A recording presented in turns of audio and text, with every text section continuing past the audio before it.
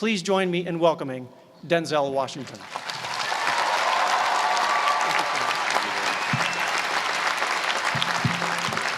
Thank you.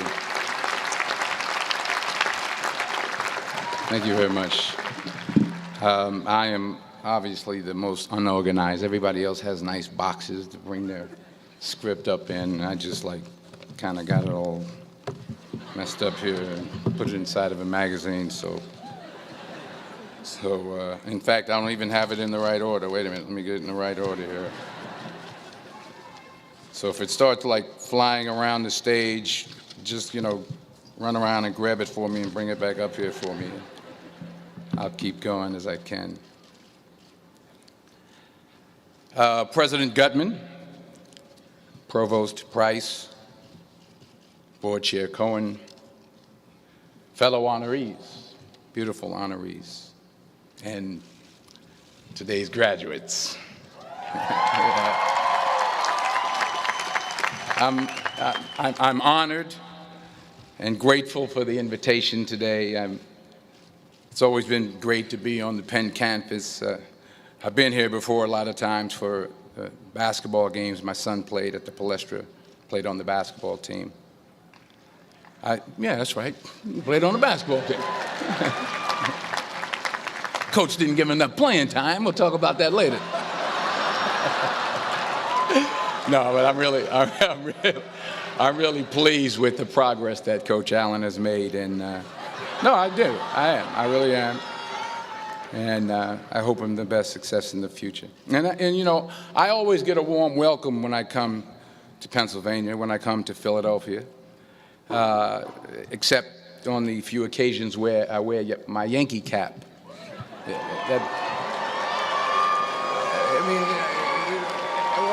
What's wrong with that?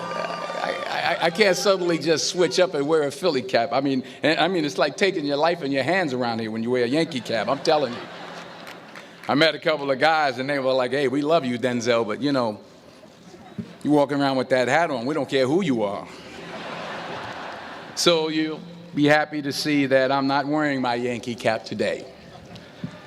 I'm wearing my Yankee socks, my Yankee t-shirt, my Yankee jock shorts, my Yankee underwear, my Yankee toe warmers, but not my Yankee cap. But still, I'll be honest with you, I'm a little nervous. I'm not used to speaking at a graduation of this magnitude. It's a little overwhelming. It's out of my comfort zone. You dress me up in army fatigues or throw me on top of a moving train, as someone said, unstoppable, or ask me to play Malcolm X, Reuben Hurricane Carter, or Alonzo from Training Day. I can do that. But a commencement speech, it's a very serious affair, and it's a very different ball game. There are literally thousands and thousands of people here. And for those who say, well, you're a movie star, millions of people watch you and watch you speak all the time, well, that's true. That's technically true. But I'm not actually in the theater watching them watching me. I think that makes sense. I mean, I'm not there when they call for a fidget around or pull out their iPhones or text their boyfriend or scratch their behinds or whatever it is they're doing in the movie theater. But from up here, I can see every single one of you. And that makes me uncomfortable. So please, don't pull out your iPhones and don't text your boyfriend until after I'm done. Please. If you have to scratch your behind, I understand. Go ahead. I was thinking about this speech, what I should say. I figured the best way to keep your attention would be to talk about something, really like juicy Hollywood stuff. Like, I thought I could talk about me and Russell Crowe getting in arguments on the set of American Gangster, but I said, no, you're a group of high-minded intellectuals, you're not interested in that. Or maybe not. I thought about a private moment I had backstage with Angelina Jolie in a dressing room after the Oscars. But I said, no, I don't think so. This is an Ivy League school, and Angelina Jolie half naked in a dressing room. Who wants to hear about that? No one. No one. This is pen. That stuff would never go over well over here. Maybe at Drexel, but not over here.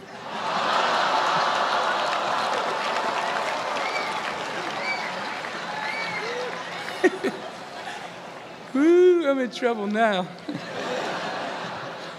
So I was back to square one, feeling the pressure. So now you're probably thinking, if it was going to be this difficult, this much pressure, why did I even accept today's invitation in the first place? Well, you know, my son goes here, that's number one. That's a good reason. And I always like to check to see how my money's being spent. And I'm sure there's some parents out there who can relate to what I'm talking about. Yeah. To everybody upstairs. And there were some other good reasons for me to show up. Sure, I got an Academy Award, but I never had something called a magic meatball after waiting in line for half an hour at the food truck. Yeah? Yes, I talked face-to-face with President Obama, but I never talked face-to-face with a guy named Queter who sings bad songs over at Smokes on Tuesday night. I never been to Buies. I never been to Hemos. Yes, I have played a detective who battles demons, but I've never been to a school in my life where the squirrel population has gone bananas. I mean, they're breaking in the dorm rooms, they're walking around campus. I think I saw some carrying books on their way to class. So I had to be here. I had to come. Even though I was afraid I might make a fool of myself. In fact, if you really want to know the truth, I had to come exactly because I might make a fool of myself. Now, what am I talking about? Here it is. I found that nothing in life is worthwhile unless you take risks. Nothing. Nelson Mandela said, "There is no passion to be found playing small and settling for a life that's less than the one you're capable of living." Now, I'm sure in your experiences in school and applying to college and picking your major and deciding what you want to do with life, I'm sure people have told you to make sure you have something to fall back on. Make sure you got something to fall back on, honey.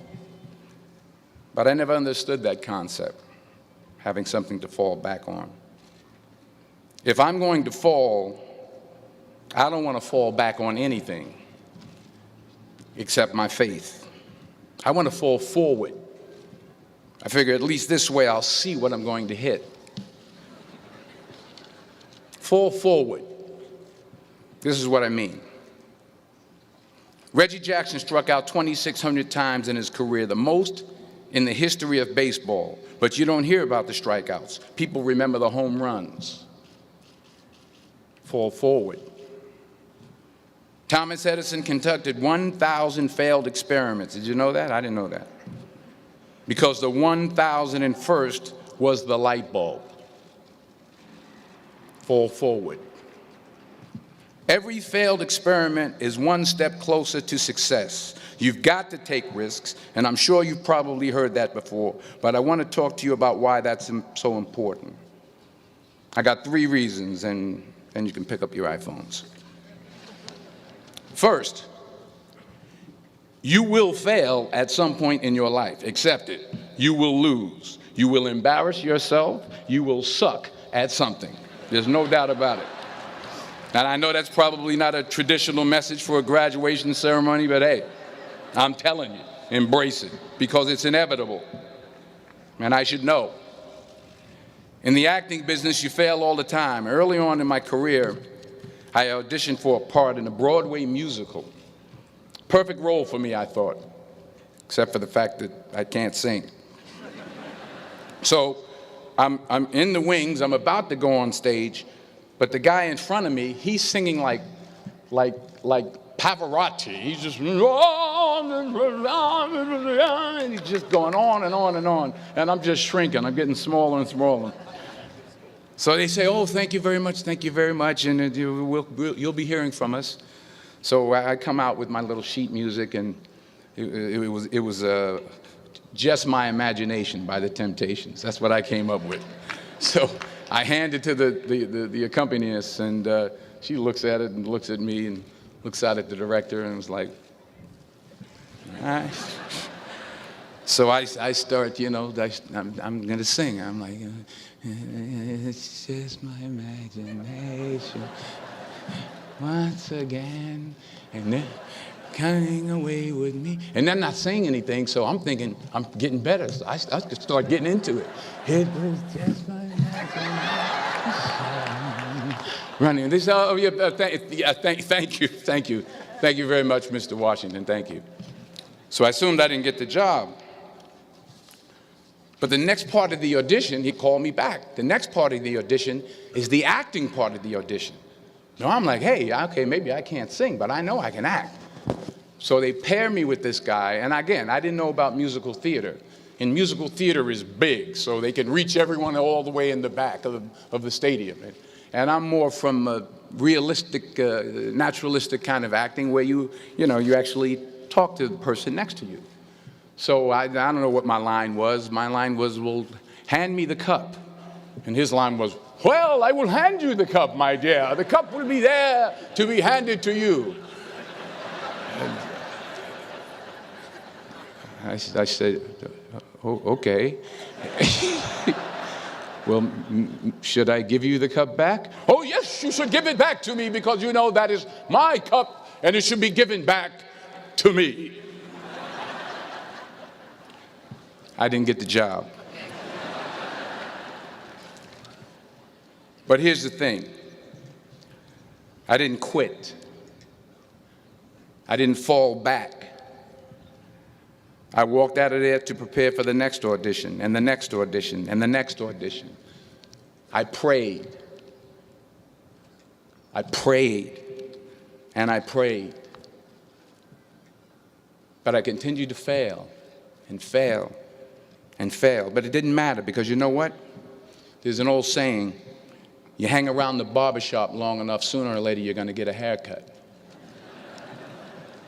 So you will catch a break, and I did catch a break. Last year, I did a play called Fences on Broadway. Someone talked about it. Won the Tony Award. And I didn't have to sing, by the way. But here's the kicker. It was at the Court Theater.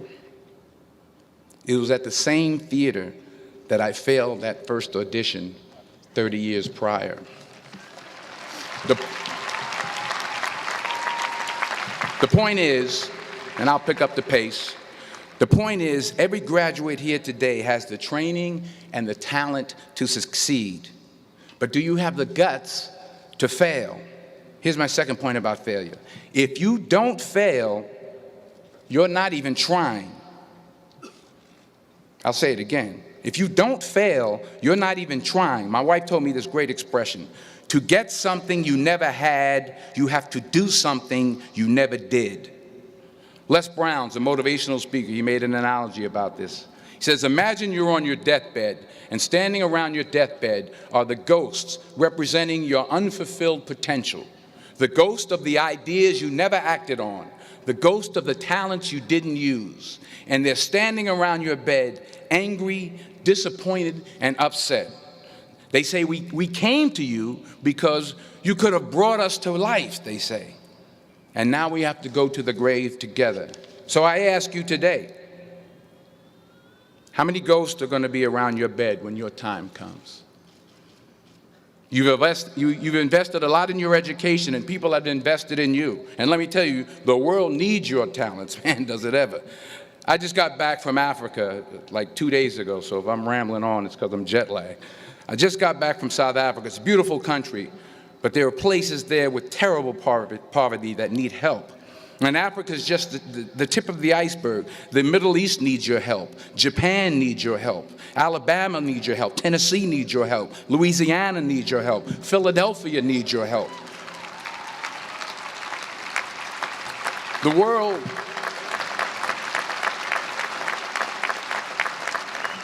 world needs a lot, and we need it from you. We really do. We need it from you young people. I mean, I'm not speaking for the rest of us up here, but I know I'm getting a little grayer. We need it from you, the young people, because remember this. So you got to get out there. You got to give it everything you got, whether it's your time, your talent, your prayers, or your treasures. Because remember this, you will never see a U-Haul behind a hearse.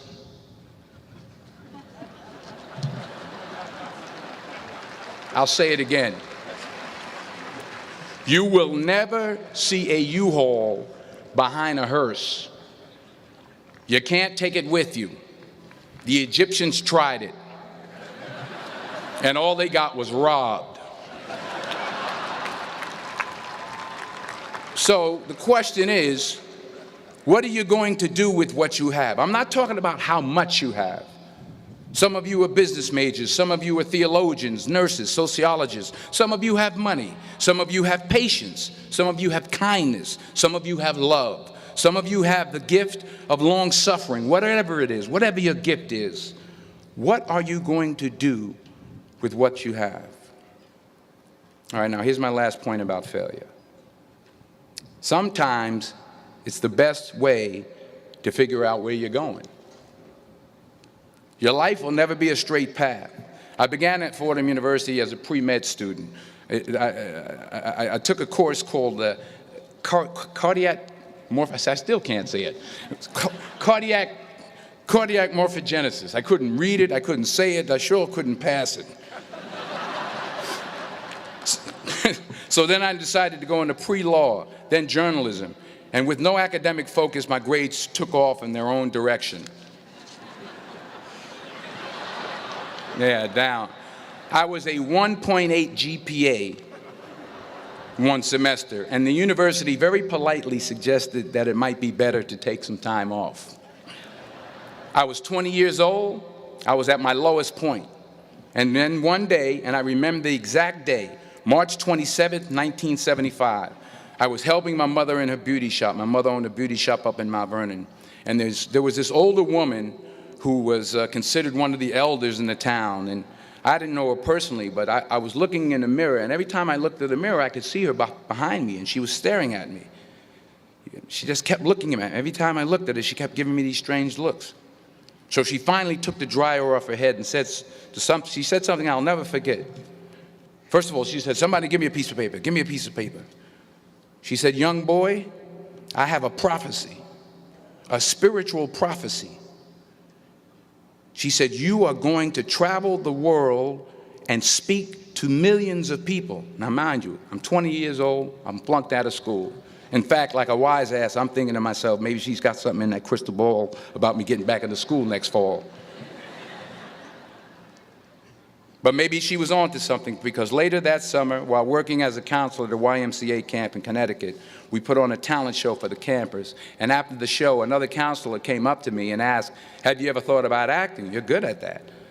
So when I got back to Fordham that fall, I got in and I changed my major once again for the last time. And in the years that followed, just as that woman prophesied, I have traveled the world and I have spoken to millions of people through my movies. Millions who up till this day couldn't see me, who up till this day I couldn't see while I was talking to them, and they couldn't see me. They could only see the movie. They couldn't see the real me. But I see you today, and I'm encouraged by what I see. And I'm strengthened by what I see. And I love what I see.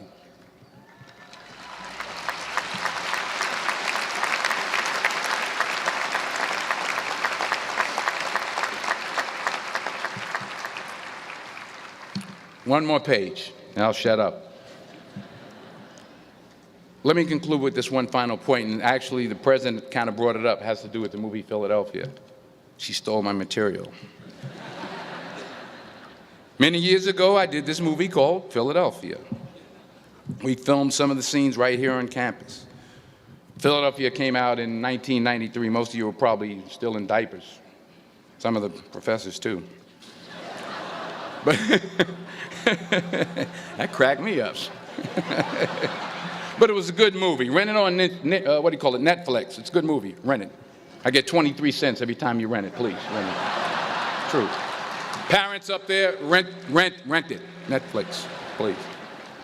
Tell your friends too. It's about a man played by Tom Hanks who's fired from his law firm because he has AIDS. He wants to sue the firm, but no one's willing to represent him until a homophobic ambulance chaser lawyer, played by yours truly, takes on the case. In a way, if you watch the movie, you'll see everything I'm talking about today. You'll see what I mean about taking risk or being willing to fail. Because taking risk is not just about going for a job. It's also about knowing what you know and what you don't know. It's about being open to people and to ideas. In the course of the film, the character I play begins to take small steps, small risks. He very, very, very slowly begins to overcome his fears. And I feel ultimately his heart becomes flooded with love. And I can't think of a better message as we send you off today. To not only take risks, but to be open to life, to accept new views, and to be open to new opinions, to be willing to speak at a commencement at one of the best universities in the country, even though you're scared stiff. While it may be frightening, it will also be rewarding. Because the chances you take, the people you meet, the people you love, the faith that you have, that's what's going to define you. So members of the class of 2011, this is your mission. When you leave the friendly confines of Philly, never be discouraged, never hold back, give everything you got.